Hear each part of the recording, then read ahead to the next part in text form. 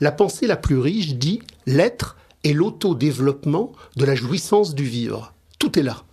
À partir du moment où un auteur décompose, délaye au clavier ou au stylo, il épanche sa misère narcissique en recréant le monde à partir de son désarroi. À partir du moment où je ne peux pas jouir, au lieu de m'emparer du monde pour le jouir et pour jouir en lui... Mais c'est quoi le jouir? Je comprends pas. Alors, le jouir, c'est quelque chose de très simple. Ça nous est donné à travers la racine indo-européenne Assus. Assus, c'est ce qui a donné Vita, c'est ce qui a donné Vesta, c'est ce qui a donné Estia, mais c'est ce qui a donné Esse, c'est ce qui a donné Einai en grec, et c'est surtout ce qui a donné le parfait grec Phuo, que l'on retrouve dans Phusis. C'est le croître. Pour tout dire, il y a deux styles d'hommes.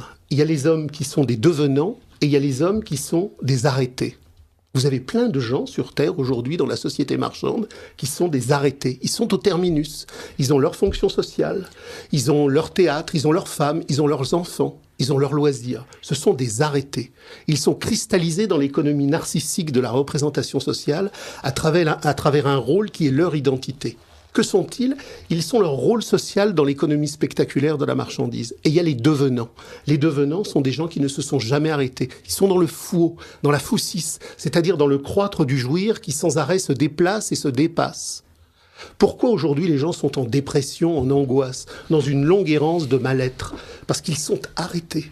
Ils sont à la gare terminus, dans une dépossession et une tristesse infinie.